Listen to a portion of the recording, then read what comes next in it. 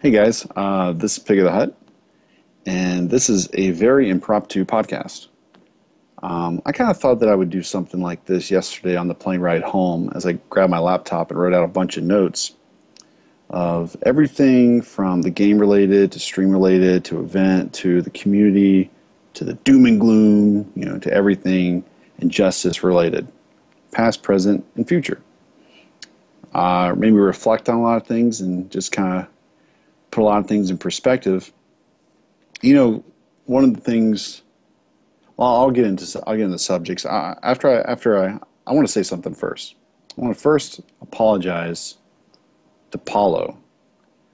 I think if there's any one man other than PPJ who truly won these past 3 days, it was Paulo.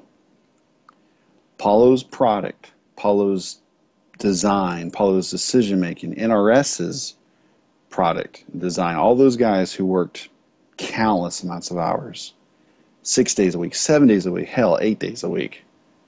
You're saying it's impossible. Yeah, they definitely worked it. I mean, they worked their asses off on this product, only to have people like me shit on it. And, it's uncalled for at times. Actually, it's uncalled for all the time, but I'll explain a little better. What I'm getting at is I apologize to Paulo because he's right. He's right. And I just also want to congratulate him and just say, hey, your game looks really awesome. And it's doing really well. And I think this game is actually only going to get better, and the scene will actually hopefully accept it more and realize what we have now and not wait a year or two and say, Jesus, we missed out on taking advantage of a really good game due to all this doom and gloom that happened between April 16th and about 4 days ago.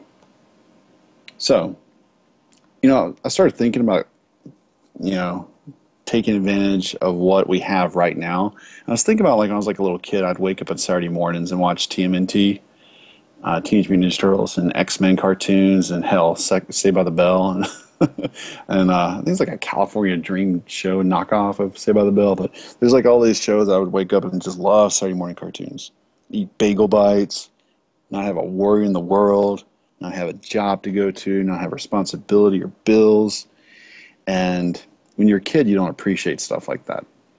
You would never say when you're 7 years old, 20 years from now, I can't wait to be 27 or I don't want to ever be 27 because these are the best years of my life. No, 7-year-olds don't think like that. We're little shits. But what I'm getting at is, 27-year-old might look back and say, you know what? Those are money years, man. I miss those years. I miss waking up, not having a care in the world, just doing whatever the fuck I wanted to do and just enjoy life and watch Teenage Mutant Ninja Turtles and just eat Cheerios, bagel bites, and whatever I want. Those are great days. So it's a little different subject matter than what I'm talking about. I know I'm talking about a video game, but, this community is more than video games. A lot of us have developed a lot of great friendships. So what I'm getting at is me and others have, we've been a part of this gloom and doom. A lot of the community has been a part of the gloom and doom. Oh, I don't like this. My character sucks, or this or that, or Martian Manhunter, blah, blah, blah, all that shit. We all know what it is. Don't need to go into detail. But I was thinking about it, and as I alluded to earlier, this game looked really damn good at NEC. It looked really good. Top 8, top 16, pulls, everything looked good. And everything that we have been talking about, for the majority of the community, and also the over-exaggerations, it didn't happen. And what did happen is we saw characters like Hawkgirl, Zatanna, Lex, Grundy, Bane, Harley, Lobo, Arrow, Catwoman. Characters that probably was on 90% of everyone's bottom 10. We had those characters either win the fucking thing or get top 8 or top 16 or whatever.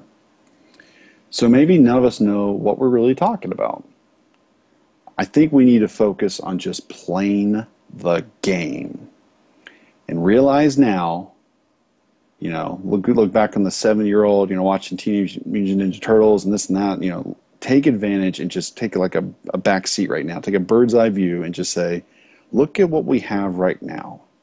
We had a 130-man major tournament, an awesome stream with amazing matches that we will watch 3 years from now. We'll go back and watch the Tyrant versus Theo finish. Oh, you know, I could see me hanging out at another major, like say MK10's out, and me and 16-bit or this or that are saying, oh, you remember when Tyrant did this and Theo, and it was 1 second on the clock? I mean, and we'd go back and watch it. So what I'm getting at is the game is alive, and the game is still new, and we're now seeing, like I said, all those characters, you know, Harley, Zatanna, Lex, Hawkgirl, Bane, you know, we're seeing all these characters prosper. And the balancing act is starting to kind of come in play here a little bit. I really think there are so many great opportunities coming up for us. There's the KIT tournament in Tennessee. Frosty Faustines is, I believe, about 2 or 3 weeks from today. There's SCRs in February, Final Rounds in March. I'm not sure if there's any action in April. April might be a down month. And UFGT is in May. And then CEO. And then we're back to EVO. I think we need to all look at what just happened at NEC and get pumped up for the upcoming EVO 2014 season for Injustice. There's no reason whatsoever an Aero player in North Dakota shouldn't be excited about traveling. There's no reason why a hot girl from Nebraska shouldn't be excited about traveling. That goes for every character on this roster, because as proven, it's a lot about the player, it's a lot about the people practicing fundamentals and being prepared in matchups, and it's not so much about Superman, Black Adam, Martian Manhunter, Zod, Frost. You know, it's not about those characters. It's about the game. The game is in a great, healthy state right now. Now, it turns out, you know, it could turn out in 6-7 months, it could turn out that we find an infinite with this character. We find a problem with this character. It could. But we don't have that problem right now. So everyone, I'm encouraging, get prepped for the EVO 24 season. Travel for this game. Support this game. Stream this game. Get out there on Twitter. Get active in the community. Get active in the individual character forums that are deader than dead. You know, I was looking at the Catwoman forums. I was looking at the Bane forums. There's a lot of forums out there that are just, the Aquaman forums are putrid. Talk about matchups. Talk about what you do in X, Y, and Z situations. You know, make threads, make videos for it, discuss it. Don't be afraid to post something. If you're afraid you might get blown up for it, post it. It might be the best thing we've ever seen. For example, I'll tell you guys right now, all you Superman players, do not complain about Martian Manhunter. Why? Because you can heavily punish the teleport, you can dash under the overhead teleport, and if you see him teleport, you know what you can do? You can do the upwards, that move where he does like the sky throw, like he projects himself into the air or whatever it's called. I don't know the name of the move. I don't play Superman. But he flies into the sky. As soon as you try this, go to practice mode right now. Put Martian Manhunter on overhead teleport, and when you see him teleport, do that move of Superman where he flies into the sky. It makes Martian Manhunter's teleport whiff, and you can land a 68% back 3 combo. A 68% punish on Martian Manhunter. Now, you might say, he might do the regular teleport. Yeah, he might. Okay, but you might do nothing. And if you do nothing and he does the wrong teleport, that's still, last time I checked, a 68% punish. Minimum 51. So, I'm pretty sure if he does it in the corner, you can get 81%. And that combo I just posted on Test Your Might that Emperor Theo and KZ were showing. I want to encourage everyone to stay away from tier lists. Stay away from discussing matchup numbers. You can discuss matchups. That's different.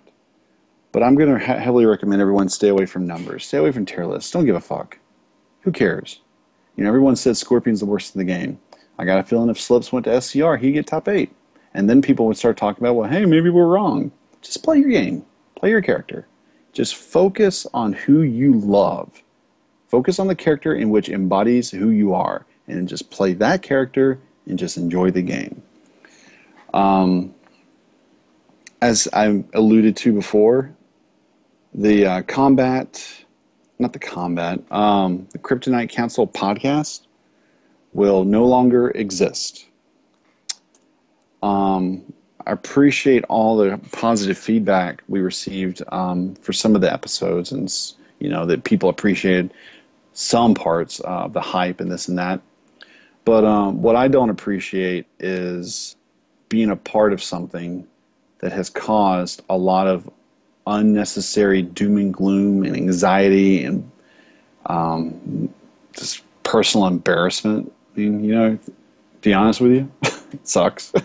But I don't want it to exist anymore. I want it to go away. You guys don't need to be listening in that kind of fashion. You guys don't need to be listening to people like me. You guys need to be listening to the people out there who love the game. I love the game. I'll be honest. I love the game. But what I'm getting at is you need to listen to more people who are out there traveling the game. They're placing top 8. They're supporting the game. They've been supporting the game since day one. Players like Arma, Theo, KDZ, PPJ, Tyrant, Cowboy, Dag, all of GGA. Listen to those guys. Now, if those guys get on a podcast, they say something, prolific, like sometimes we say on KCP, maybe, but maybe not. I mean, we all exaggerate. We all get salty sometimes. But I would ask the community to listen more to those people rather than people who are constantly causing the doom and gloom. It's crazy, but yeah, that's what I recommend. I also want to ask every single member of this community to no longer put up with the fucking option select bullshit that comes from people who go to tournaments, and when they lose, the first thing out of their mouth while shaking the opponent's hand that beat them is, yeah, dude, it's cool. I don't even play this game anymore. Good job. I don't even play this game anymore. Sweet option select. Sorry, but it's not going to work anymore. From now on, stand up for yourself. Stand up for your community. Stand up for your game. If someone tells you that, look them in the face and say, that's bullshit. I beat you, and you got to hold that, and just walk away. And make them hold it. Just walk away, and that's it. Do not, and don't put up with someone saying, I'm just supporting you guys. I don't really care. You guys know who I'm talking about. I don't need to say anything. If I were to say it to me. Don't be afraid of anyone. The community needs to have the community's back on this. Everybody needs to support each other on this. Don't put up with that shit. That's no longer going to be allowed at all as a valid excuse. On Twitter, it's not going to be allowed here, there, anywhere. Also, another thing that's not going to be allowed is, I didn't know the matchup. I've never watched a football game where a team says, yeah, we lost because we didn't have a defense for that play. That's not an excuse. That just means you weren't prepared. And that's on the player. No longer put up with that. Call that player out if they tell you that after a match. I didn't know the matchup. If they say it peacefully, and they say it like with a non-visceral meaning, and they're just honest, like, I've never played that matchup before.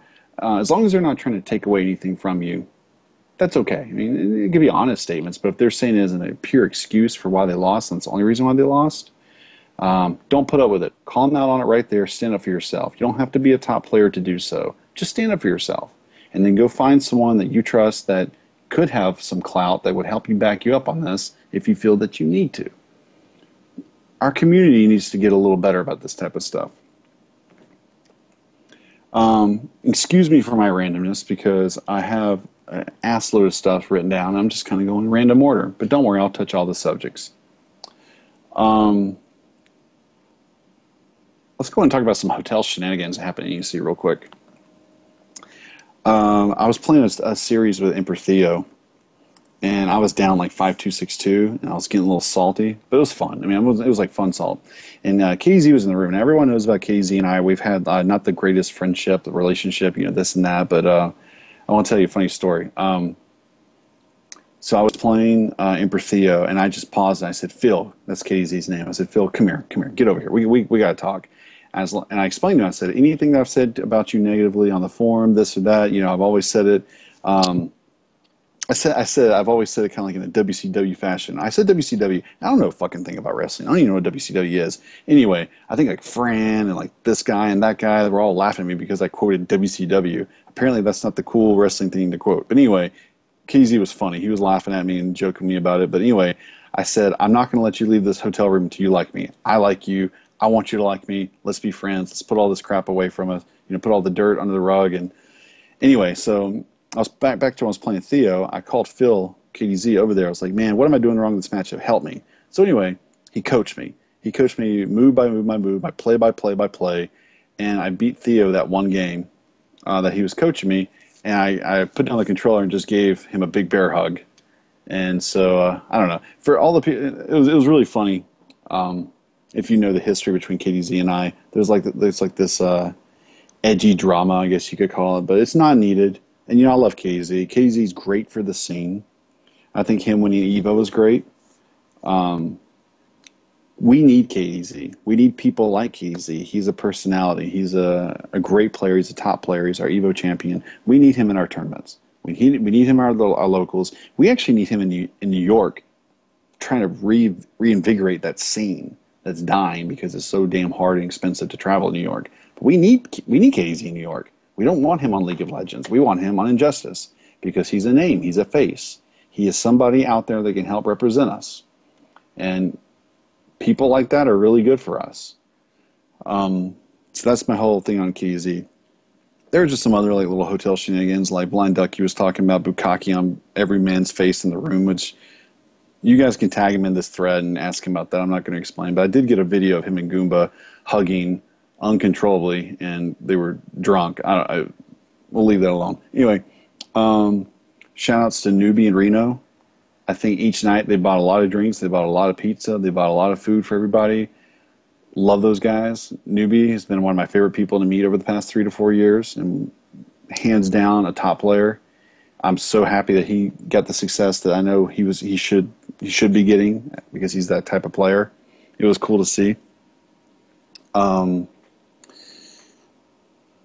Let's see where I want to go and talk to you now. Oh, Arma and Fantastic. They were awesome. They were seriously awesome. Those guys helped me clean up the hotel room so damn much. After, I had like 50 to 60 people in my hotel room just playing casuals for about 10, 12 hours, maybe longer on Sunday. It was ridiculous. We did team tournaments, we did money matches, we did so much stuff.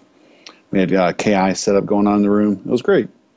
But anyway, shout outs to Fantastic and Armor. Those guys are amazing. I love those guys. They were just great all weekend, just great help, and just really top quality. I mean, just top guys, man.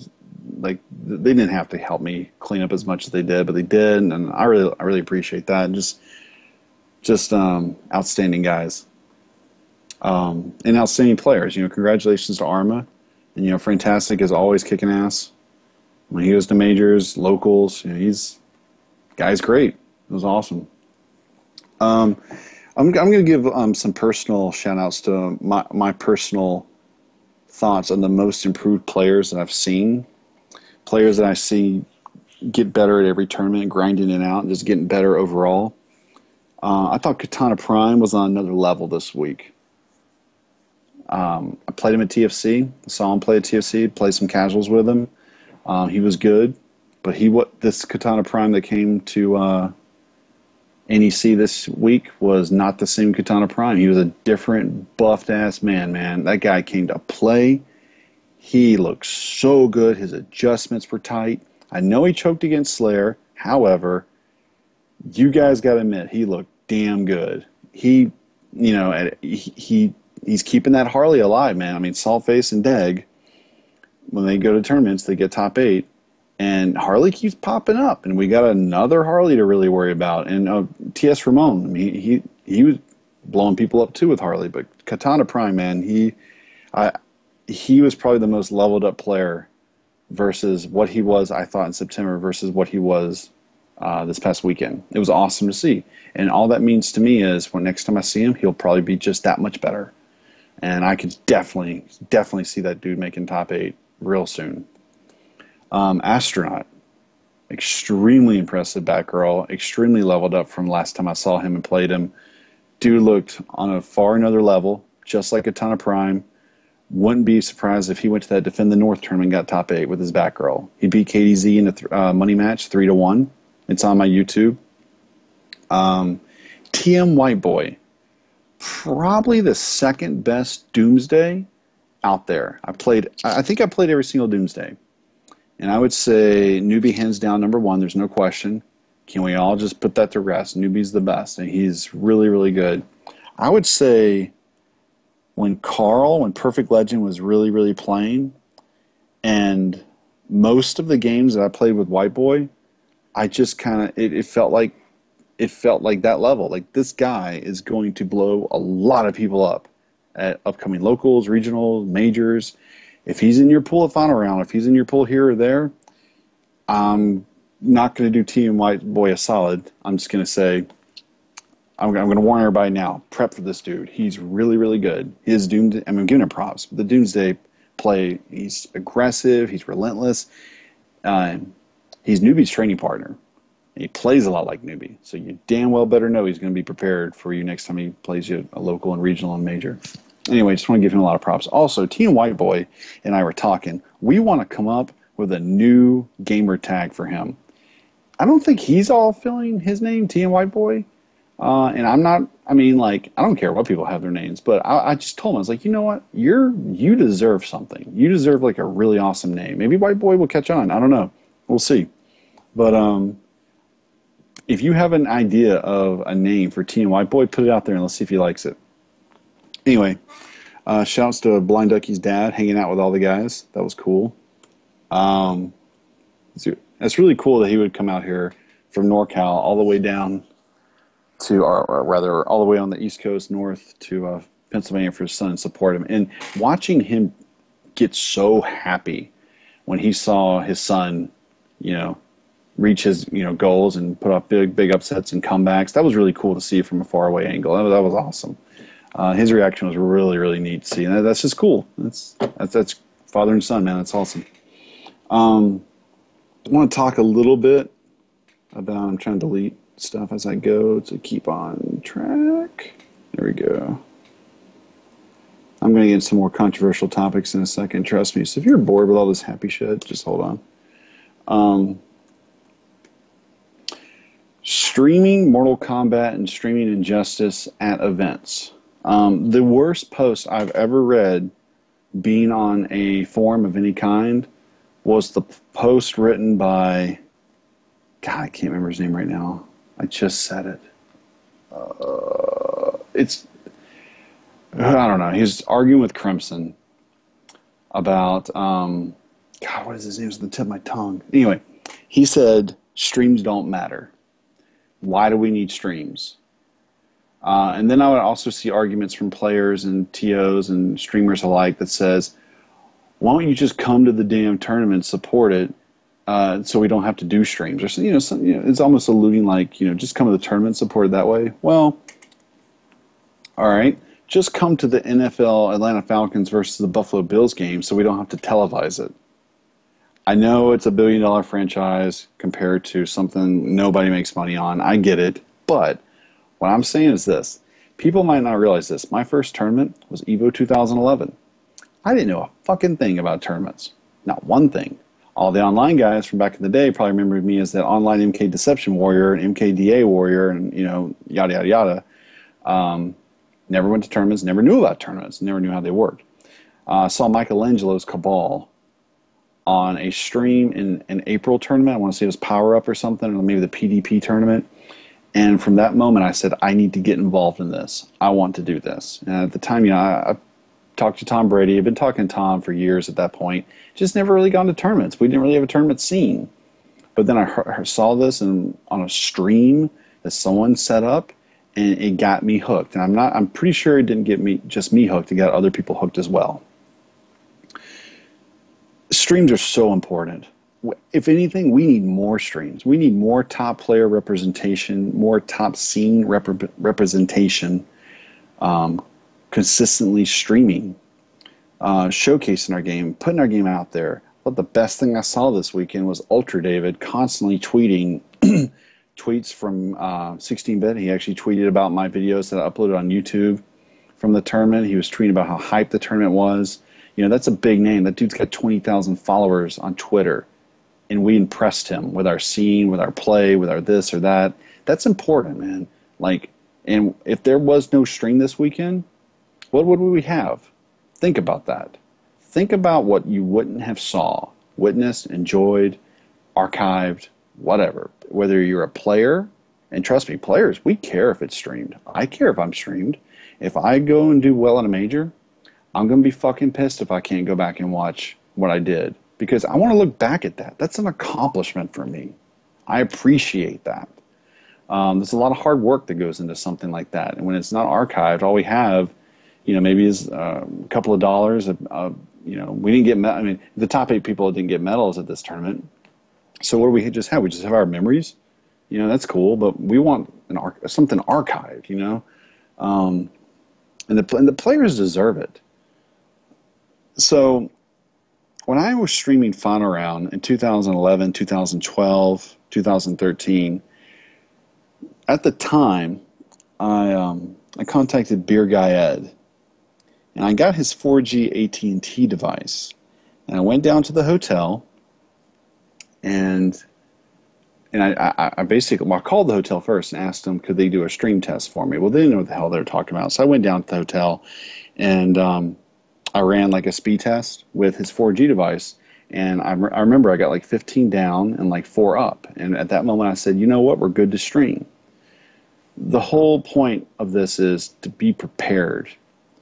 If you are streaming an event, if you are a company or you're an individual and you commit to the power of streaming, never count on Big E, never count on any tournament organizer ever giving you a hard line so you could stream all your pools in top 8. Never count on that. Be prepared. Big E's tournaments are notorious for having this issue. It's a problem. It's in the same fucking hotel every year, or it's in the same area of the hotels every year. If you have a problem one year, you have got to assume you're going to have that same exact problem the following year. If you are committing to streaming, you need to have, in my recommendation, a Verizon plan. You need to have a Verizon 4G card. Don't count on fucking Clear. Don't count on that other company that rivals Clear. Don't count on Sprint. Don't count on Sprint. Don't count on AT&T. Don't count on Boost Mobile or your fucking T-Mobile or your Ghetto Mobile or your this mobile or that. Just here is the deal. Sorry guys, but this is real. This is the real world. You get what you pay for. You want to know why Verizon is so expensive? It's because you can get fucking 4G coverage in a fucking mountaintop. I mean, you can get, I've been to the mountains, I've been to LA, I've been to UFGT, I've been to CO, I've been to everywhere. I travel constantly with work. I always take it with me because I'm a Netflix nut, and I'm always watching TV shows or this or that, or hook it to my laptop, and I'm watching my own TV from my laptop. I mean, you just have to be, tournaments got to be prepared. This comes down to leadership. And if you're a tournament or if you're a streamer that promises to stream upcoming events, when you take on that burden, you have to be able to be prepared for the wired internet situation. You have to be prepared if the wired internet situation doesn't happen. You need to have a backup to a backup. Okay, the next thing might be, some people listening to this might be fuming at this. And they go, well, we don't make money. Arr! Okay, well, here's the deal. If you told us that a month before the event, we need $100 donated to us to make this happen, or we need $200 to make this happen, pretty positive we'd make that happen. I'm pretty damn positive our stream would make this happen. Or our community and our stream. I want to take this time, I'm not going to give full names because, this is people's privacy, but when I streamed the NEC event, it was 7 hours of pools, and my phone died. And then at the end of the tournament, like near the end of the night, I charged my phone. There's like 3 matches left. And I charged my phone, and I went to go check my emails. I was really going to check my data to see how my data was doing on my plan, because I have a 12 gig Verizon plan. and I had 7.1 gigs already used before we started using my data. And I turned my phone on and had like 5 email alerts from Verizon, 5 to 10 minutes apart, that said, you are being charged overage, you've gone over your data, blah, blah, blah, blah, blah. It was about 325, I think it was like $340, something like that, of overage charges on my data plan. Just bear with me, there's more. So I didn't know how much it was at the time. I just knew that I got 5 alert emails from Verizon 5 to 10 minutes apart, meaning I'm definitely going way fucking over. So I went over and said, hey, we got to stop the stream right now. I know there's 2 or 3 matches left, but we got to stop. Tank Top guy came to the rescue. I love that guy. That guy is amazing. I'll talk a little bit more about him in a second.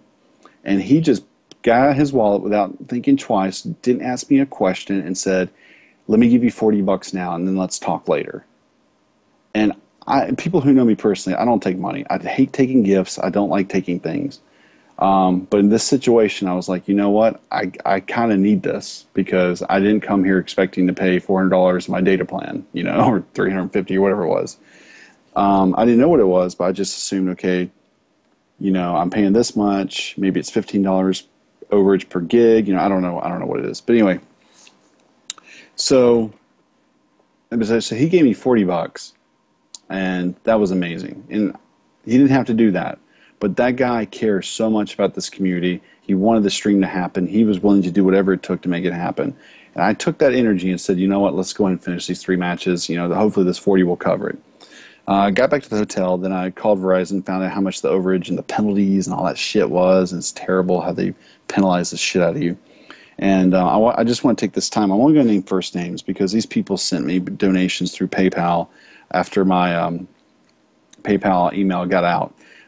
Jason, I want to thank Jason. I want to thank Julio. And I want to thank Lawrence. And I want to thank Mary. And I also want to thank TTG. I want to thank those 5 people. Because, TTG, we all know who that is. But the other 4 people, I don't feel like, I respect privacy, their full names. But I only want to name those other people. I just want to name their first names. But I know who you are. I really appreciate that. That was a huge move. And what I was able to do when I called Verizon was, this is good advice if you guys ever get in this situation. My billing cycle is from November 17th to December 17th. What I did was you can go back and prorate your plan to cover your current overages. So it like reduced the penalties. It took the penalty charges off, but then you had to compensate by paying for the extra data. And then so I bought the extra data, and then I bought more leeway to get me to my next billing cycle.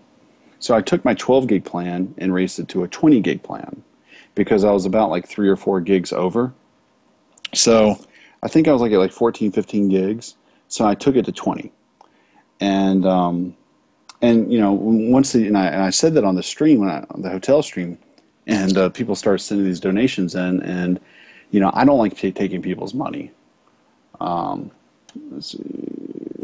don't like taking money. So if people donated that money, I said turn the stream on right now in the hotel room. I said we're going to stream for 3 to 4 hours. I average that's probably like 3 gigs, 3 or 4 gigs, and that's what people paid me for. And then now that my thing is covered, I want to use their money to give more entertainment and record because I'm not about taking people's money and not giving something. So I really appreciate those guys doing it, and it actually just made just for a better day, better night, better weekend. But my personal advice to everyone who plans on streaming future Northeast events or CEO or UFGT or whatever, Verizon 4G, guys, that's it, period. Do it. And what you can do is you can actually call Verizon. If you trust AT&T, you want to use AT&T, you can call those companies. And you can say, here's the address and zip code. What is your download and upload coverage with this device in this area? You can call your mobile carrier and ask them for this. This is called being prepared. Have your 4G AT&T or have your 4G Verizon and make the call a month before time and say you find out, well, sorry, sir, we don't get ships of coverage in this area. Then you can ask donations from the community and then buy a temporary plan with maybe another company that will cover that area. and use that device just for that tournament through the donations by the community. All it comes down to is preparation and leadership. And if someone doesn't want to go through with that, then we need to find people who will go through with it. A lot of people have LG cards now. A lot of people have stream equipment. It doesn't have to be top-of-the-line shit. But as long as we don't ever come into contempt of possibly missing what was seen this past weekend. Because here's the deal. What we saw this past weekend has reinvigorated and should reinvigorate every single player and every single scene that plays Injustice. Like I spoke before, we have an extremely bright future in Injustice for the 2014 season. We need to take advantage of it and support it. So I went off on a long tangent. Let me see where I'm at with my notes now.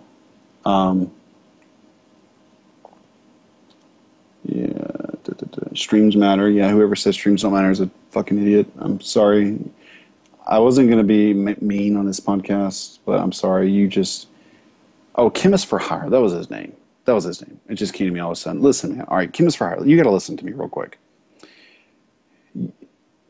You're gaining more viewers. You're expanding your coverage when you do things like this, when you have streams. I want you, Chemist for Hire, sit back and think about what this stream this past weekend could have potentially done to our game if it didn't exist. Think about the 6 months of gloom and doom that a lot of people were responsible for, me myself included. This game could have died extremely quick, even if we saw the results. We never would have witnessed it and lived it and breathed it, and we never would have had it in us. And the excitement wouldn't have been there. It honestly wouldn't. You had over 1,000 to 2,000 people watching that stream for 7 straight hours, and that wouldn't have happened. It would have actually added to the gloom and doom, because not only does the game look bad for 6 months, according to a lot of players and people who are talking around town, now the community looks bad. We can't even have a fucking stream for a major event happen. Streams matter so much. It's basically product placement. We're advertising. We're gaining exposure. We're getting, like Ultra David, 20,000 followers. He was so hype about our stream going on right now and what we were doing in the gameplay. 20,000 people read his tweets about what Injustice community is doing. And now those people are witnessing this. Now these people are alert to this. And he has heavily fucking clout in the FGC. If you don't think that mattered, then you've got another thing coming. And you don't know a damn thing about this community or the FGC or just how product placement works in general. That tweet, those retweets would have never happened. You know what he would have been seeing and retweeting was, damn it, our community can't stream this. We always fail. Northeast fails again streaming properly, blah, blah, blah, blah, blah. Doom and gloom, doom and gloom. It just would have added to the doom and gloom. But it didn't. And we all had a great weekend. So Chemist for Hire, you need to... I'm not trying to be a complete asshole, but you need to take a seat back and realize what streams do for all fighting games alike and what it really did for Injustice. Let me see what else I got in here. I guess I'll talk a little bit about my weekend. I'm not going to lie, I'm human. I'm extremely depressed. I'm upset. I didn't have a good weekend. And this is me. I'm not looking for sympathy. I'm not looking for props. I don't want sympathy. I don't want props. I guess I'm comfortable putting myself out there like this to encourage others that, hey, if you lose, sometimes it's okay.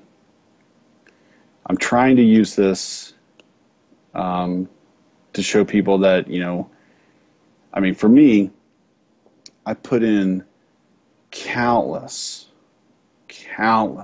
amounts of hours in practice and just driving to work thinking about matchups or this or that, or in between phone calls or in between meetings at work, or if I'm working a game on TV, in between commercial breaks, I'm thinking about, what would I do in this situation versus a Catwoman, things like that. Like, I think and obsess about it so much, and constantly grinding matchups in my head and, playing the game and this and that.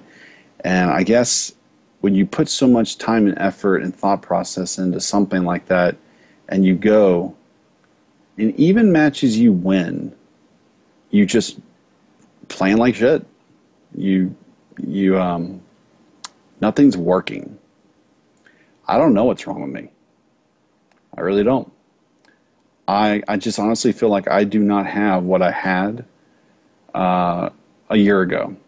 I've been in a rut ever since January 2013 when I lost to Detroit and Cowboy. I got 7th in SCR, but from that moment everything went downhill. I won Frosty Faustein's MK9, which was a big deal 1 year ago, about 2 weeks from now. It was 1 year ago. I beat Tom in that money match, which was a big deal for me because it was the Kung Lao that had always tormented me. I beat him 8-0. I'm not putting that out there to blow Tom up. I'm putting that out there because that meant a lot to me, which means I respected him, which means I respected his play. You know, but ever since that tournament, I have been in an absolute rut, and I don't know what's wrong with me. It seems like even at that time when I went to SCR, in Mortal Kombat 9, and then now in Justice, I just can't play anymore. I don't feel like I can. I can't play. I don't know what it was. Like, I guess I'll talk about the good years, or the good 15 majors in a row I went to, where I got top 8 in 15 straight. I think it was 13 or 14 straight majors. I got top 8. Every one of those majors, I knew I was going to get top 8. Like, I knew it. Like, I was like, I'm confident. Like, this is going to happen. People are fucked. If they fight me, and they're dead. In Justice, I've never had that feeling. And actually, I did have that feeling for this past tournament in EC. I sort of had the feeling for TFC, but I was still new with Zod, and I was like, I might run something I don't know. But no, in EC, I firmly expected myself to get top 3, top 4. I expected maybe I could win the thing. Only to get completely bodied in winners finals by Armans. Congratulations to him. I'm not taking anything away from that guy. That guy's awesome. That guy's consistently proved that he is who he is, which is great to see. You know, he's proved it pre-patch, post-patch, every patch. And then got blown up by Forever King. You know, I'm not taking anything away from Forever King. I told Forever King before the match, I'm not playing like myself. I don't know what's wrong with me. Even matches, like I remember winning the first match versus Revolver and turning over to Smargasm, even after I won the first match, and I said, I don't know what the fuck is wrong with me. I'm not playing like me. I'm not myself right now. You know, it's discouraging. You put hours upon hours upon hours upon hours of thinking and playing and practicing and game planning and note-taking and this and that, only to go to a tournament to have none of it come out. Not one moment where anything came out that you had planned or practiced to do. And that's depressing, because I take competition seriously. I did it with sports. I did it with Hungry Hungry Hippos back when I was a kid. I take it seriously. And when I let myself down, I really hurt. And it sucks. But you know, I don't know. It was a really worth to me, regardless of getting completely destroyed in tournament, in my opinion, and not being able to play like myself. I know people will look at those videos and they'd be like, God, Pig doesn't play against Batman. You know, oh, he doesn't know how to play against Batman. Well, actually, after the tournament, I beat Forever King 5-4, and actually, I only lost to 2 people the whole weekend. I only lost to Emperor Theo and Blind Ducky.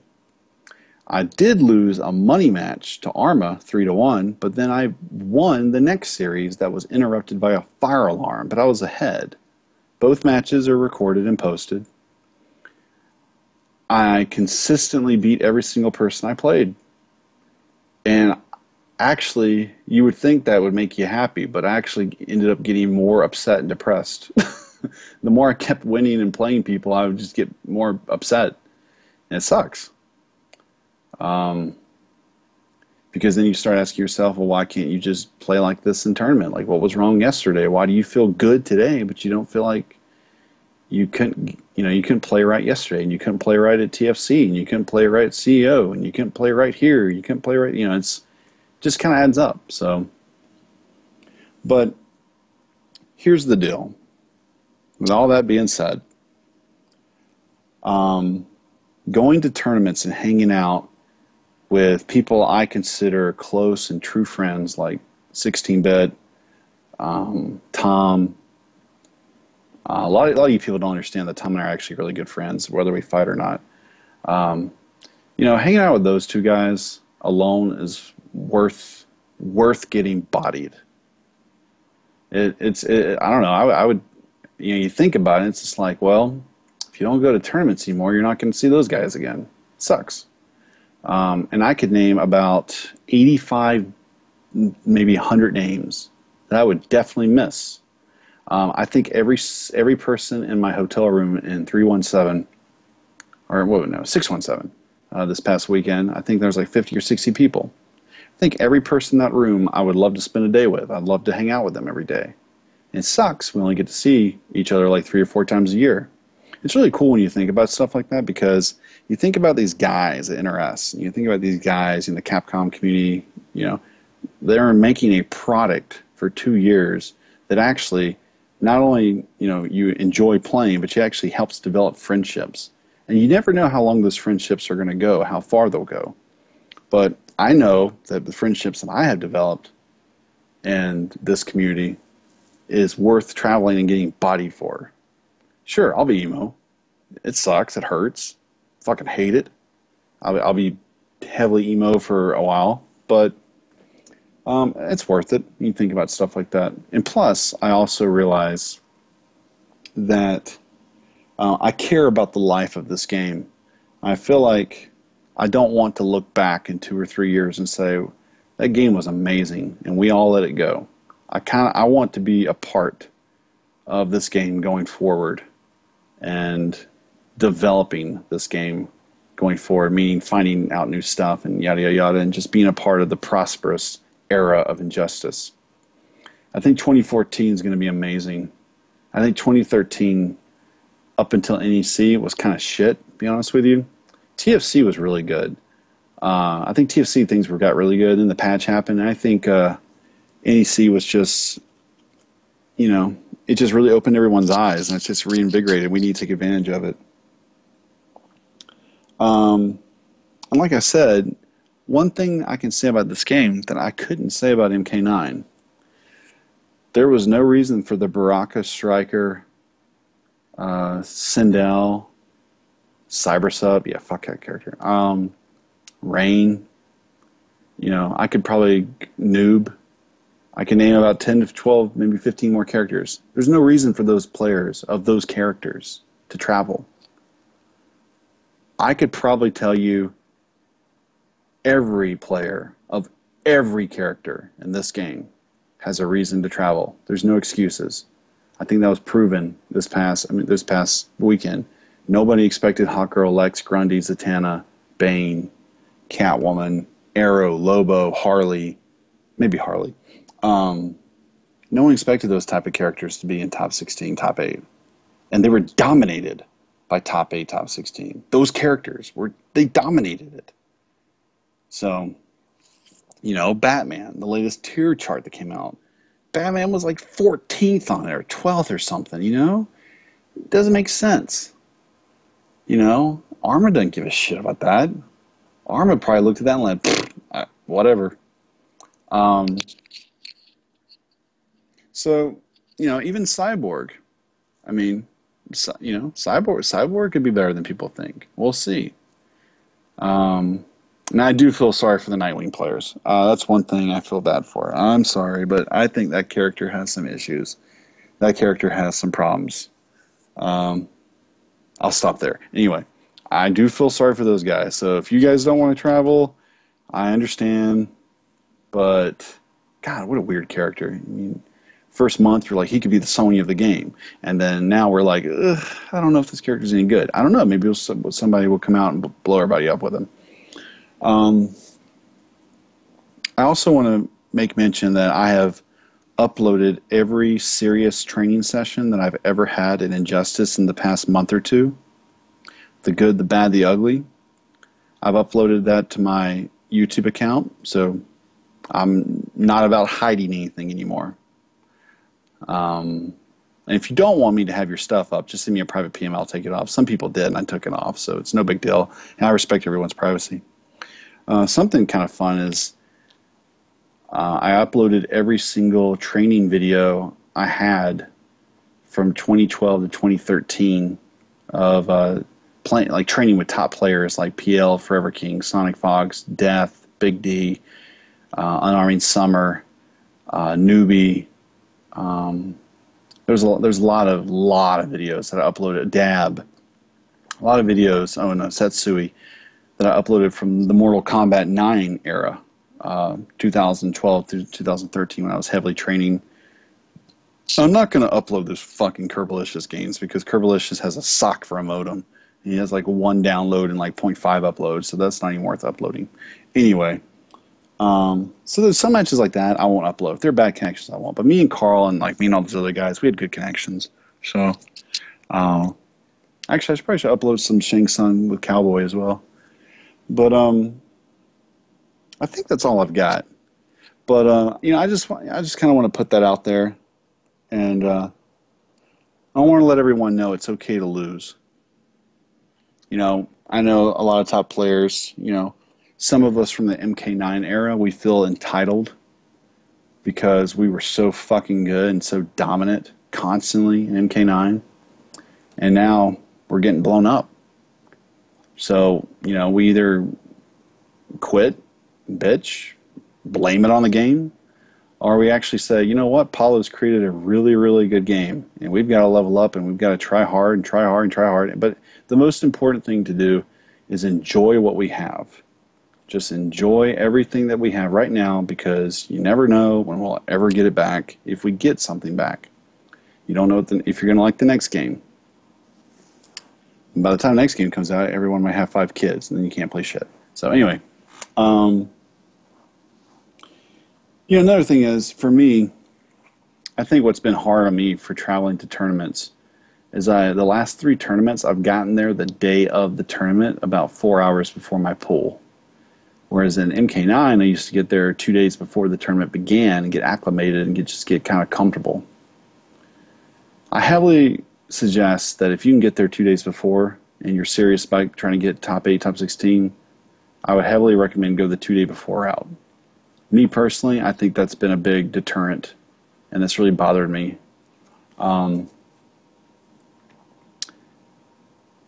As far as me and future tournaments go, I want to support this scene. I do think I am going to take a pretty good break. Just to try to find, like, all right, for example, I talked about earlier how I don't play this game well in tournament. However, 2 hours after the tournament was over, I felt like I was playing about as good as I could play. I thought, you know, maybe not as good, but I felt like every person I played, I either bodied or dominated or beat or went toe-to-toe, neck and neck with, like all the top players. And however, you know, I felt right. I felt like, yes, this is how I play. This is how I practice. It's coming out. Why is it coming out now, but it can't come out in tournament yet? I don't know. I think I'm going to take some time and really try to ponder on that. If anyone has any ideas, PM me or post in the thread. I don't care. I'm a pretty open dude, so put it out there. Get a haircut, fat. Get a haircut. You'll play better. Yeah, don't say that, but you know what I'm saying. I think after this weekend, I'm completely dropping all superstitions. Just don't believe in them anymore. I don't know, just trying to refocus. But anyway. But yeah, I do think I'm going to take a break and just try to get myself together and figure out mentally why I am losing before I even begin. Because that's what's happening to me at tournaments. It's before I touch the pad, I'm completely losing. I've already lost. That's how I felt. I don't know why that is. But as soon as the tournament's over, it's like pig comes back. and I'm playing really well. So I also want to go out and I want to support my AK scene, and I want to make sure those fuckers all get top 8 in the upcoming year. That's my goal. Is to every AK player gets top 8 at a regional or a major. Top 16 minimum, hands down. No exception. I want to do everything I can to help those guys. But yeah, so this is a KCP. This is the final KCP. I will no longer be doing KCPs. I feel like in a lot of episodes, I've led an embarrassing tirade on subjects that were just emo rants, that were just stupid and waste of time. They could have been sometimes they were hype builders. Sometimes we had hype moments and stuff that was really good. People appreciated it, but I no longer want to be a part of anything that could in any form or fashion attribute to possible future gloom and doom of a game that I truly believe in. And I think on that note, I'm going to leave it alone. Congratulations to PPJ this weekend. I'm very happy for that guy and all the success he's had in this past year. He's really come alive ever since Frosty Falstein's last year. So, and hopefully he keeps it going to the EVO season of 2014. So, I don't know what this podcast sounds like because I know this is my voice talking for an hour and 5 minutes. I hope you guys enjoyed it. I hope I shed a lot of light on a lot of questions people might have. I know I've been talking about quitting. Listen, the truth is I don't want to quit. I don't want to quit. I don't like quitting. I'm absolutely not a quitter. I don't quit anything in my life. However, it's kind of like Brett Favre. I started to question myself like Brett Favre in a weird way. Like, am I getting too old to be good at this? And I don't know. But, you know, there's always a social aspect and hanging out with friends and stuff. So we'll see where it goes. I know I'm good. I know I can do it. I just got to figure myself out mentally. And I don't mind putting myself out there like that. So anyway, support this game. Streamers, get your fucking act together. And everyone support the 2014 EVO season. And Paulo, I love you. I'm going to give you a hug whether you like it or not next time I see you. And you're just going to have to deal with it and hold that. Because you're going to be holding me. Okay, I'm out. Later.